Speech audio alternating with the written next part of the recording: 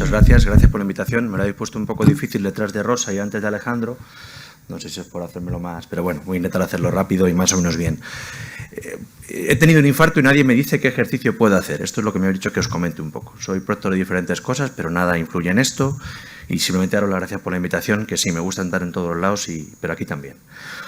Os voy a mostrar una situación, a ver qué os parece esto. Y... Adelante, se puede. Sí, pase, por favor. Buenas tardes. Buenas tardes. Pues usted dirá. Horrible, un dolor de garganta horroroso y una tos perruna que no me deja dormir. Tengo inflamación.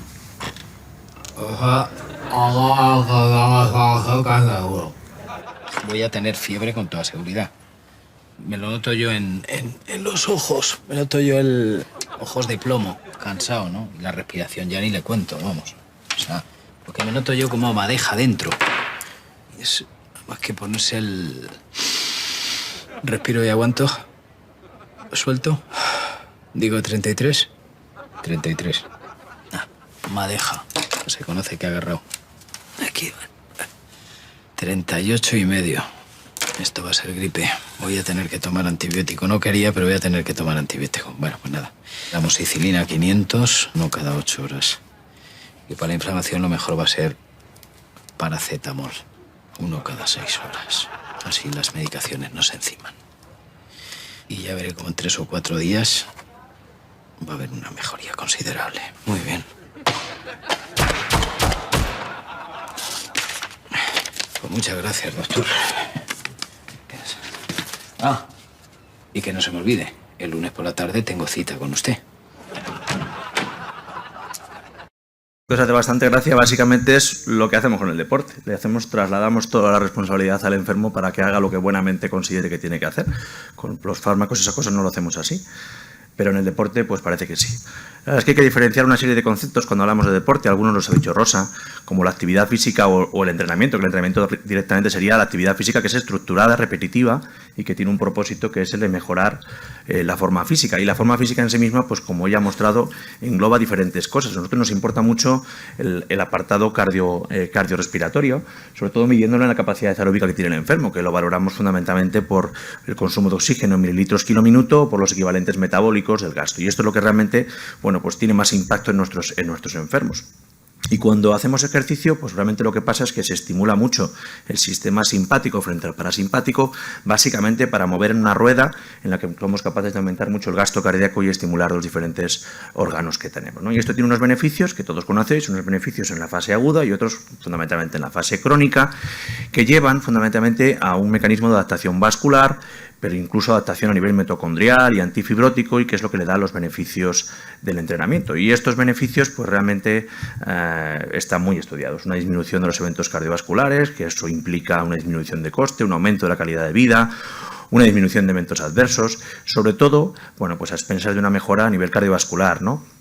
Con efectos antitrombóticos, antiproliferativos y antiisquémicos. De hecho, sabemos que el ejercicio realizado por cada mes que hagamos, pues disminuimos la mortalidad cardiovascular en un 12 o un 20%.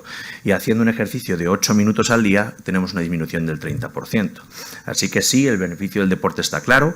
Se produce beneficios en baja, moderada y alta intensidad, incluso en bajo volumen, y lo único que podríamos discutir es si existe una dosis-respuesta en una curva exponencial hasta el límite, porque realmente parece que el exceso de ejercicio podría ser perjudicial en unos límites altos. De hecho, bueno, pues aquí os muestro una curva en la que se ve que en ejercicios tremendamente intensos, bueno, pues podría producir una estimulación simpática desmesurada que en pacientes o en individuos susceptibles pues produjeran diferentes circunstancias, la primera que fuera una arritmia ventricular maligna, y esto pues se asocia con complicaciones cardíacas graves que todos conocéis.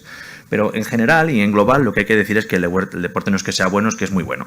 Es muy bueno en todo el espectro de todos los enfermos que nosotros vemos. Y si realmente nosotros cuando vemos un enfermo le plantamos esto, que esto es una cosa de nuestro hospital, para hacer las recetas electrónicas de los pacientes, lo que tenemos que hacer, pues lo que decía Rosa, nosotros deberíamos de poner aquí, tiene usted que hacer ejercicio físico aeróbico durante 30 minutos X días a la semana, y eso pues no lo hacemos. Y entonces, si no lo hacemos, ¿lo hacemos o no lo hacemos? Bueno, pues la verdad es que me ha costado encontrar bibliografía para ver si lo hacemos o no, y no parece que lo hagamos mucho, porque esto es, bueno, pues un una revisión sistemática que pretende evaluar en diferentes estudios la cantidad de veces que nosotros decimos si al paciente que haga ejercicio o no y si lo especificamos. Y la verdad es que no lo especificamos ni en la mitad de las veces, ¿no? Y de hecho, en esta encuesta hecha por Redacción Médica, pues no sabemos bien ni quién tiene que prescribir el ejercicio físico. Fisioterapeutas, medicina de familia, médicos del deporte, cardiólogos, la verdad es que no está claro. Y si cogemos solo población cardiológica, o sea, cardiólogos, pues resulta que tampoco lo tenemos claro. Parece que los cardiólogos que tienen más tiempo más experiencia laboral, pues parece que prescriben algo más el deporte, pero realmente no sabemos bien ni qué prescribir, ¿no? Así que ante la pregunta del señor que dice que tiene un infarto y nadie me dice qué ejercicio puedo hacer, pues yo le diría que se una al club, porque realmente no es el único, sino que la mayoría de los pacientes no les explicamos bien qué es lo que tiene que hacer. ¿Y esto por qué es así? Pues yo creo que básicamente por dos cosas. Uno, porque no tenemos mucho tiempo en las consultas. Mira que trabajamos bastante rápido, pero no lo suficiente. Estamos bastante quemados. Pero es que además tampoco tenemos muy claro cuál es el tipo de ejercicio que tenemos que decir a los pacientes que tienen que hacer, ¿no? Y esto probablemente, pues en las consultas normales no lo podemos hacer, pero donde lo deberíamos hacer es en la rehabilitación cardíaca. Yo soy hemodinamista, me dedico a poner estenes, pero la verdad es que no he visto ningún beneficio igual que la rehabilitación cardíaca en la mayoría de los pacientes.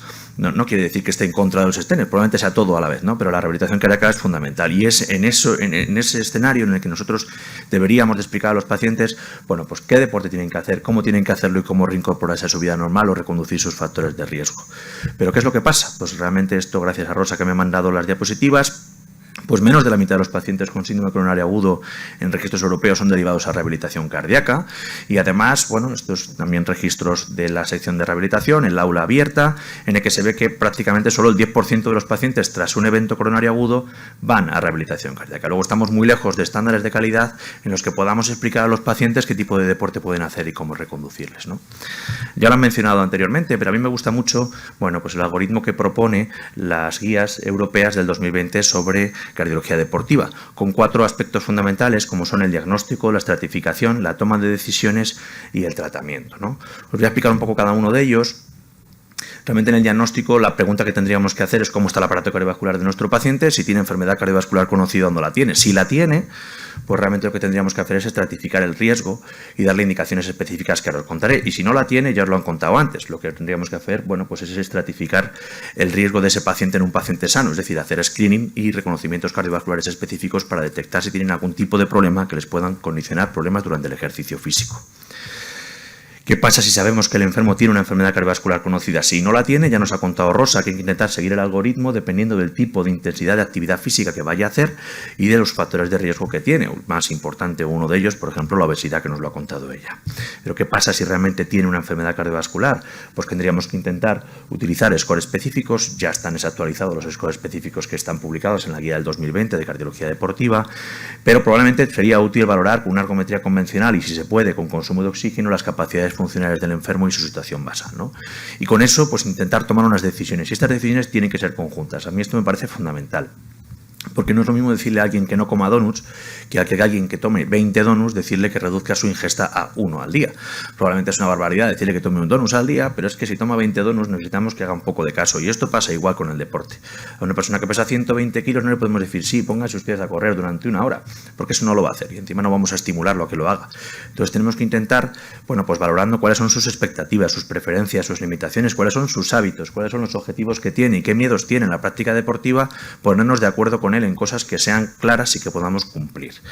Y por último, lo más importante, ¿qué tratamiento podemos darle? A la hora de evaluar el tratamiento nos basamos en 4 puntos importantes, que son la intensidad, la duración, el tipo y el seguimiento de este ejercicio. Con respecto a la intensidad, que sería lo que realmente tiene más impacto en el pronóstico y en el beneficio cardiovascular del deporte, pues nos fijamos en el grado de intensidad dependiendo de la reserva de la frecuencia cardíaca máxima o de la reserva del consumo de oxígeno, la intensidad del ejercicio que percibe el enfermo, que lo valoramos a través de la escala de Borg, en el que nos dice si esa intensidad es, bueno, pues liviana o es tremendamente exigente, o los equivalentes metabólicos, que son los famosos METs, que nos indican un poco qué gasto energético tiene ese enfermo en reposo y durante el esfuerzo. Y con eso estratificamos, bueno, pues deportes de baja intensidad o deportes que son vigorosos. Y utilizando cualquiera de estas escalas, básicamente lo que hacemos es clasificar en ejercicios de intensidad baja, intensidad moderada, intensidad alta o muy alta alta intensidad. Como veis, podemos utilizar cualquiera de las escalas que nosotros queremos, ¿no? Y lo que hacemos es estratificar unos objetivos del entrenamiento. Generalmente, bueno, pues lo que queremos es que el enfermo al menos haga, para tener una capacidad funcional normal, 5 METs. Para conseguir 5 METs de capacidad funcional normal, aunque luego hay escalas, como veis, individualizadas por edad y sexo, dependiendo del tipo de esfuerzo que quiera hacer el enfermo y los objetivos que se planteen, pero para conseguir esta capacidad funcional de más de 5 METs necesitamos que la intensidad de trabajo se sitúe en torno al 60-80% de la reserva de su consumo de oxígeno. De hecho, la intensidad mínima para que el enfermo consiga estar más o menos en esos 5 METs sería que al menos se entrene por encima de los 10 METs, con una frecuencia cardíaca máxima entre el 60 y el 70%. Esto sería la forma de orientarles en qué capacidad de ejercicio puede hacer. ¿Durante cuánto tiempo podríamos hacer esto? Pues tenemos diferentes fases de entrenamiento que hay que explicarles. Todos los enfermos deberían empezar por una fase de calentamiento, posteriormente una fase de condicionamiento, que realmente es donde realmente tiene más aplicación el entrenamiento físico, y una fase de enfriamiento. El enfriamiento es muy importante, porque realmente es el que se relaciona más con la presencia de lesiones musculares. Y también saber que la duración e intensidad tiene una relación inversa, porque cuando hacemos ejercicio de muy alta intensidad, la duración tiene que ser menor. Y parece que los beneficios a más intensidad, menos duración, son similares que darle más duración, un poquito menos intensidad. Así que tenemos dos formas de hacerlo, con moderada intensidad o con alta intensidad. Moderada intensidad, más o menos, más de 30 minutos, 5 días a la semana, y con alta intensidad valdría con hacer 3 días a la semana y más de 20 minutos, pero como veis, con consumos de oxígeno más elevados. Con respecto al tipo de ejercicio que podemos decir, sabéis que hay muchos, voy a intentar resumir simplemente en 2, que son ejercicios de resistencia y de fuerza, y cada uno de ellos pues nos otorga un poco diferentes beneficios a nivel muscular o a nivel cardiovascular, dependiendo de lo que el paciente quiera y el médico queramos conseguir, ¿no? Dentro de los ejercicios de resistencia se dividen en resistencia continua o interválica, ¿no?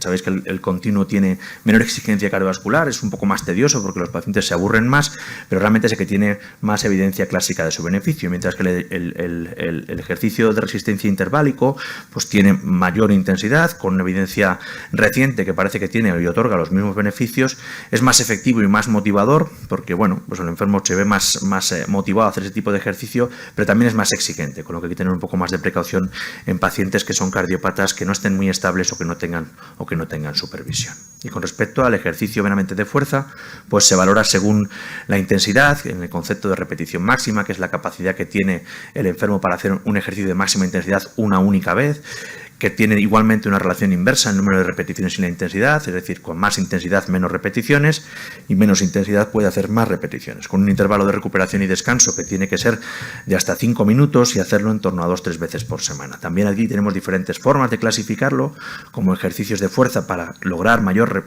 resistencia muscular o para ganar fuerza. ¿Y de qué depende eso? Bueno, los de ganar fuerza, pues realmente lo que hacemos es disminuir el número de repeticiones, pero con mayor intensidad, mientras que los que queremos mejorar la resistencia muscular, lo que hacemos es aumentar el número de repeticiones con menos intensidad. Como os digo, son complementarios, pero justo al revés, ¿no? Y el ejercicio puede ser isométrico o dinámico. Bueno, saber que el ejercicio isométrico es una actividad muscular estática que genera mecanismos de valsalva y que tenemos que hacerlo con precaución en enfermos que son cardiópatas, pero también se puede hacer. Y dependiendo de este tipo de ejercicio, pues lo que tenemos es distintos niveles de actividades con intensidades que son de habilidad, de potencia, mixto, resistencia, intensidad media, baja o alta intensidad.